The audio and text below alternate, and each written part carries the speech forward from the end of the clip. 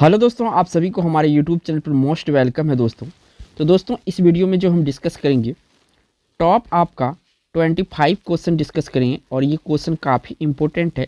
GK special video है, इसमें GK से ही रिलेटेड क्वेश्चन आंसर डिस्कस करेंगे और ये आपका सेट पैटर्न का क्वेश्चन है। अक्सर एग्जाम में ये क्वेश्चन जो है कि रिपीट होता है और बार बार पूछे जाते हैं। ठीक है दोस्तों, तो एक एक क्वेश्चन आपके लिए काफ़ी महत्वपूर्ण है दोस्तों।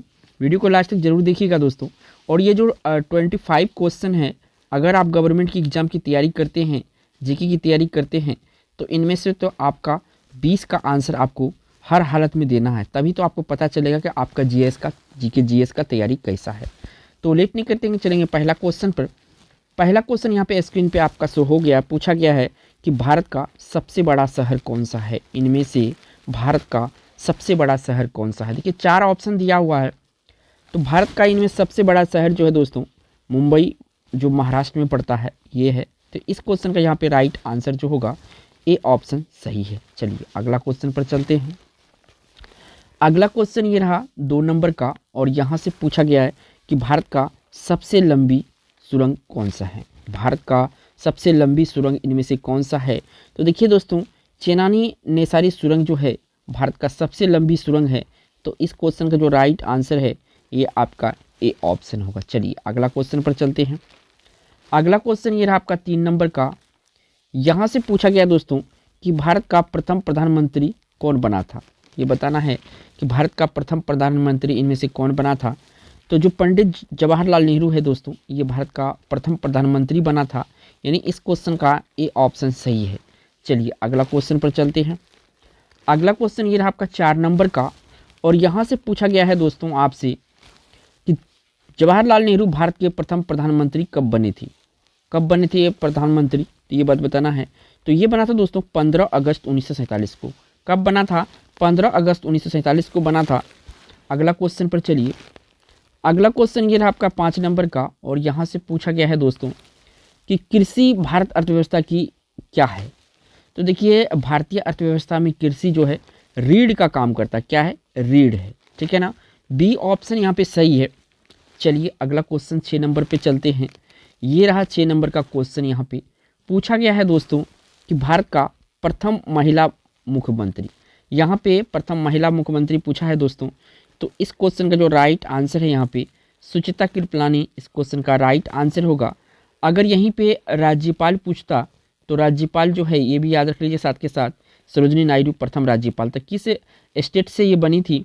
तो ये यूपी से बनी थी। कहाँ से बनी थी? यूपी से बनी थी और राज्यपाल जो है पहली यूपी से ही बनी थी। ठीक है, चलिए अगला क्वेश्चन पर चलते हैं।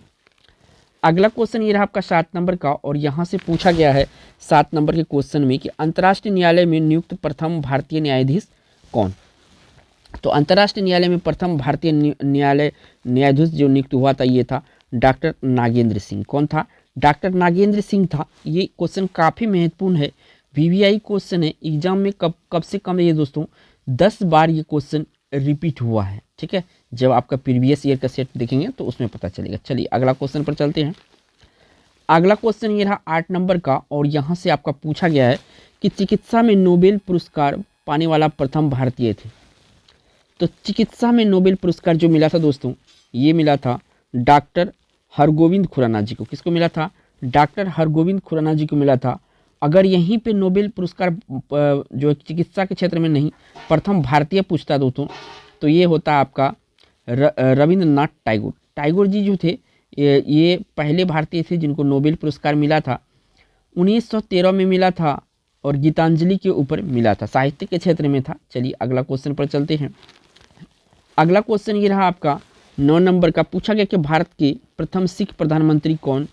तो प्रथम सिख प्रधानमंत्री के बारे में पूछा गया तो दोस्तों तो ये था डॉक्टर मनमोहन सिंह। कौन है? डॉक्टर मनमोहन सिंह जो है ए ऑप्शन भारत के प्रथम सिख प्रधानमंत्री हैं। चलिए अगला क्वेश्चन पर चलते हैं। अगला क्वेश्चन ये रहा दोस्तों और ये क्वेश्चन नंबर आपका 10 है।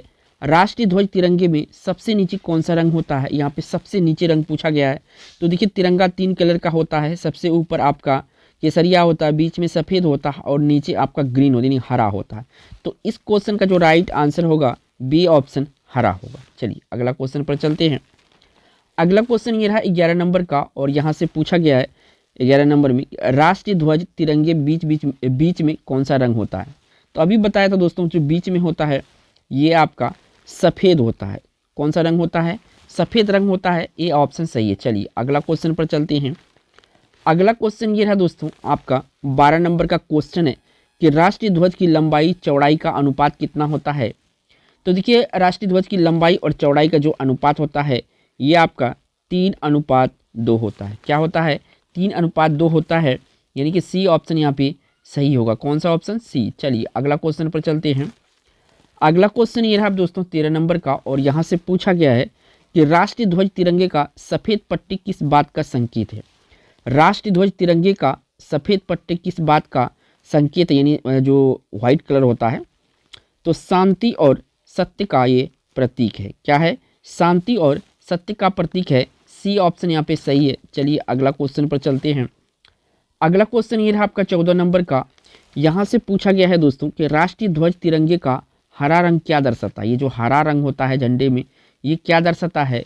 तो दोस्तों ये दर्शाता है विकास और उर्वरता। क्या दर्शाता है, विकास और उर्वरता को दर्शाता है, यानी कि बी ऑप्शन यहाँ पे सही है। चलिए अगला क्वेश्चन पर चलते हैं। अगला क्वेश्चन काफ़ी महत्वपूर्ण है। क्वेश्चन में पूछा गया कि राष्ट्रीय ध्वज तिरंगे के चक्र में कितनी तीलियाँ होती है। जो तिरंगे की चक्र है उसमें कितनी तीलियाँ होती है, तो इसमें टोटल 24 तीलियाँ होती है। इस क्वेश्चन का राइट आंसर सी ऑप्शन सही होगा, 24 तीलियाँ। चलिए अगला क्वेश्चन पर चलते हैं। अगला क्वेश्चन ये रहा दोस्तों 16 नंबर का। पूछा गया कि भारत का राष्ट्रीय पक्षी, काफ़ी इजी क्वेश्चन है लेकिन एग्जाम में आ जाता है तो मैं शामिल कर लिया हूँ। तो राष्ट्रीय पक्षी जो है दोस्तों ये आपका मोर है। कौन सा है, राष्ट्रीय मोर जो है भारत का राष्ट्रीय पक्षी है। चलिए अगला क्वेश्चन पर चलते हैं। अगला क्वेश्चन ये दोस्तों, इसमें पूछा गया है कि भारत का राष्ट्रीय पुष्प कौन सा। ये भी क्वेश्चन ईजी है लेकिन फिर भी शामिल करना जरूरी है, बहुत सारे नए जैसे जो व्यूवर हैं उनको पता चले कि क्वेश्चन का आंसर क्या होता है।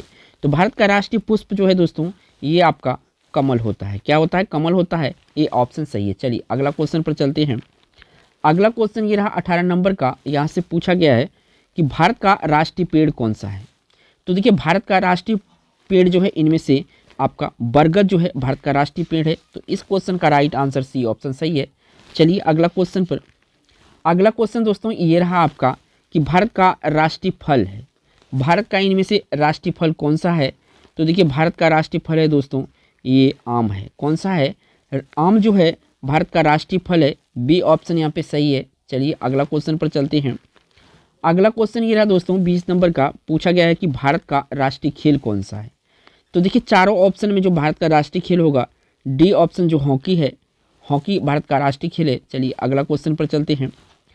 अगला क्वेश्चन काफ़ी महत्वपूर्ण है और इस क्वेश्चन में ज़्यादातर कन्फ्यूज होता है तो मैं दोनों को शामिल कर लिया हूँ। इसमें पूछा गया है कि भारत का राष्ट्रीय गान है। तो देखिए राष्ट्रीय गान आपका वंदे मातरम होता है, ये होता है आपका राष्ट्रीय गान, और जनगण मन होता है राष्ट्रीय गान, और जो वंदे मातरम है ये आपका गीत होता है। क्या होता है, राष्ट्रीय गीत होता है। तो याद रखिएगा, तो ऑप्शन यहाँ पे बी सही हो जाएगा। चलिए अगला क्वेश्चन पर चलते हैं। अगला क्वेश्चन ये रहा दोस्तों, और यहाँ से पूछा गया है कि भारत का राष्ट्रीय नदी है। तो भारत का राष्ट्रीय नदी है दोस्तों डी ऑप्शन यहाँ पे सही है, गंगा नदी जो है भारत का राष्ट्रीय नदी है। चलिए अगला क्वेश्चन पर चलते हैं। अगला क्वेश्चन ये रहा आपका 23 नंबर का। पूछा गया है कि भारत का राष्ट्रीय जलीय जीव है। भारत का राष्ट्रीय जलीय जीव इनमें से कौन सा है।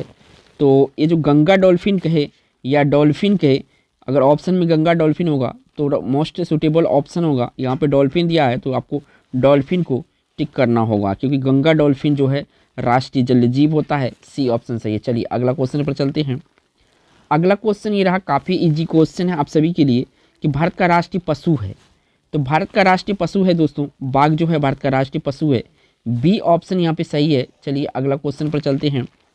अगला क्वेश्चन ये रहा आपका 25 नंबर का, और यहाँ से पूछा गया है कि भारत का राष्ट्रीय गीत है। तो देखिए पूछ ही दिया, तो राष्ट्रीय गीत आपका वंदे मातरम होगा। कौन सा होगा, वंदे मातरम होगा।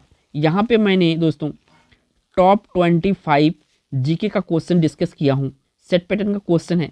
आप चाहते हैं इसी तरह के प्रश्न वाला वीडियो देखने के लिए, क्योंकि यहाँ पे आपको एजुकेशनल वीडियो ही मिलेगा दोस्तों। तो चैनल को सब्सक्राइब करके बेल आइकन प्रेस कर सकते हैं आने वाले वीडियो को देखने के लिए। थैंक्स फॉर वॉचिंग दोस्तों।